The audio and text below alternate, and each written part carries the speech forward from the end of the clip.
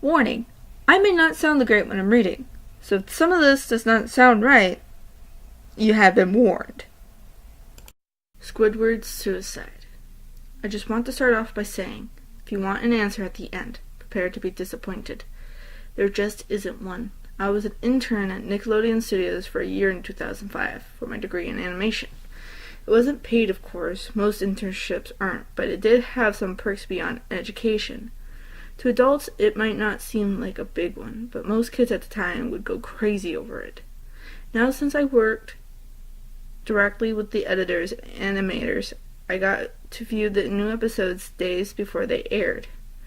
I'll get right to it without giving too many unnecessary details.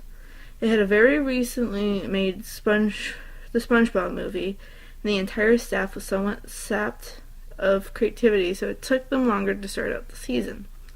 The delay lasted longer for more upsetting reasons. There was a problem with the series for a premiere that set everyone and everything back for several months. Me and two other interns were in the editing room along with the lead editors and sound editors for Final Cut.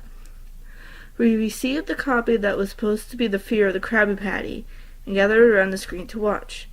Now, given that it isn't final yet, animators often put a mock title card, sort of an inside joke for us, with phony, often times lewd titles such as How Sex Doesn't Work instead of Rockabye Bivalve.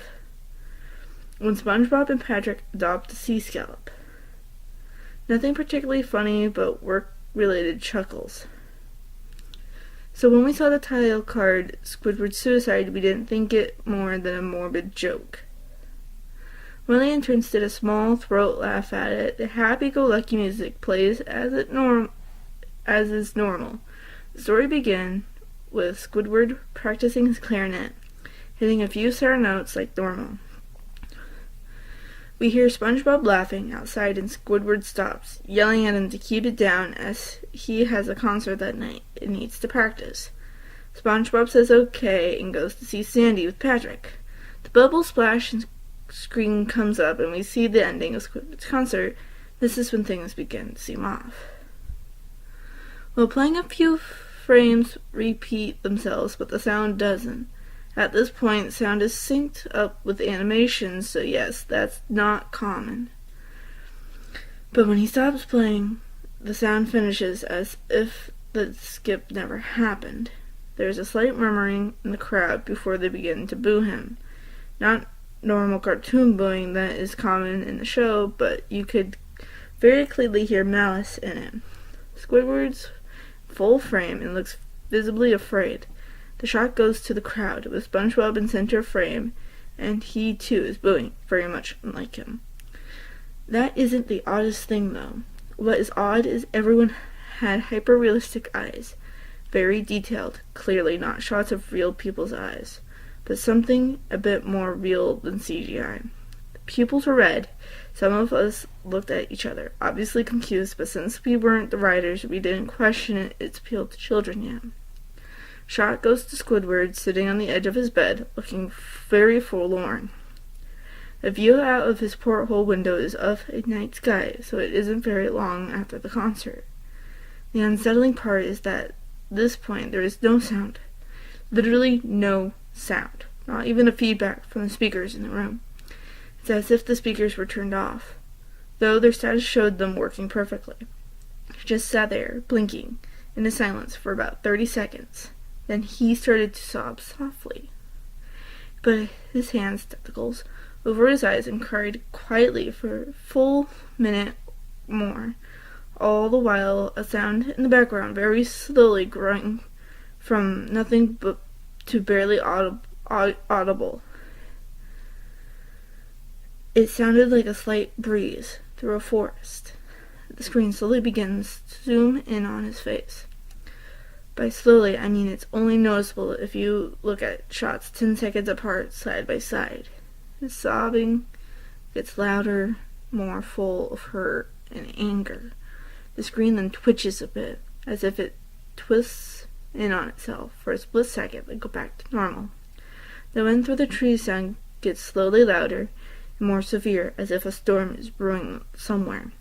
The eerie part is this sound, and Squidward sobbing, sounded real, as if the sound wasn't coming from the speakers, but as if the speakers were holes the sound was coming through from the other side.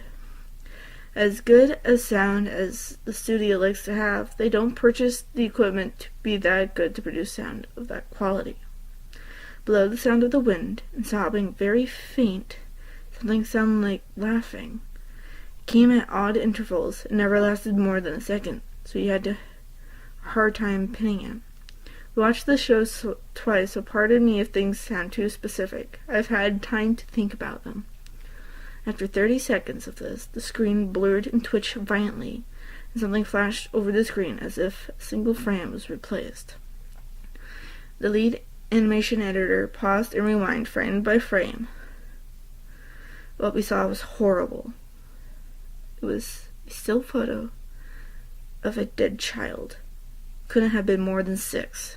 The face was mangled and bloodied, one eye dangling over his upturned face popped. He was naked down to his underwear, his stomach crudely cut open, and his entrails laying beside him. He was laying on some pavement that was probably a road. The most upsetting part was that there was a shadow, the photographer. There was no crime tape, no evidence tags or markers, and the angle was completely off for a shot designed to be evidence. It would seem the photographer was a person responsible for the child's death. We were, of course, mortified, but pressed on, hoping that was a sick joke. The screen flipped back to Squidward, still sobbing, louder than before, in a half body and frame. There was now what appeared to be blood running down his face from his eyes. The blood was also done in hyper-realistic style, looking as if you touch it, you'd get blood on your fingers. The wind sounded now, as if there were a gale blowing through the forest. There were even snapping sounds of branches. The laughing, a deep baritone, lasting at longer intervals, coming more frequently. After about 20 seconds, the screen again twisted and showed a single-frame photo. The editor was reluctant to go back. We all were, but he knew he had to. This time, the photo of what appeared to be a little girl, no older than the first child. She was laying on her stomach, her breasts in a pool of blood next to her. Her left eye was too popped out, but popped naked except for underpants.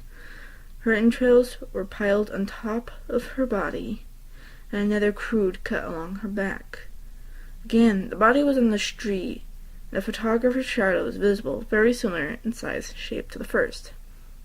At the choke-back vomit, and when in turn the only female in the room ran out, the show resumed.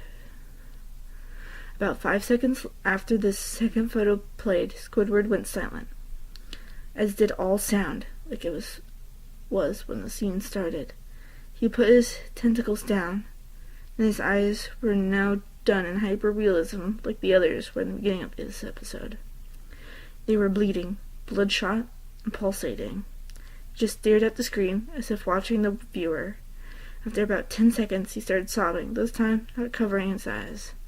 The sound was piercing and loud, and most fear-inducing of all, as his sobbing was mixed with screams. Tears and blood were dripping down his face at a heavy rate. The wind sound came back, and so did the deep-voiced laughing. And this time, the still photo lasted for a good 5 frames. The animator was able to stop it on the 4th and backed up. This time, the photo was of a boy, about the same age, but this time, the scene was different. The entrails were just pulled out of the stomach wound by a large hand. The right eye popped and dangling, blood trickling down. The animator proceeded. It was hard to believe, but the next one was different. But we couldn't tell what. He went to the next, the same thing. He went back to the first and played them quicker, and I lost it. I vomited on the floor. The animating and sound editors gasping at the screen. The 5 frames were not as if they were 5 different photos. They were played out as if they were frames from a video. We saw the hand slowly lift out the guts. We saw the kid's eyes focus on it. We even saw 2 frames of the kid beginning to blink. The lead sound editor told us to stop. He had the call and the creator to see this. Mr. Hillenberg arrived within about 15 minutes. He was confused as to why he was called down there, so the editor just continued the episode. Once a few frames were shown, all screaming, all sound again stopped. Squidward just staring at the viewer full frame of the face for about 3 seconds. The shot quickly panned out, and a deep voice said, "Do it!" We see in Squidward's hand a shotgun. He immediately puts the gun in his mouth and pulls the trigger. Realistic blood and brain matter splatters the wall behind him. And in his bed, he flies back with a force that lasts 5 seconds of the episode show.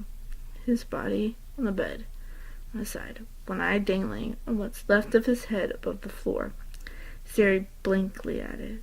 Then the episode ends. Mr. Hillenberg is obviously angry at this. He demanded to know what the heck was going on. Most people left the room at this point, so it was just a handful of us to watch it again.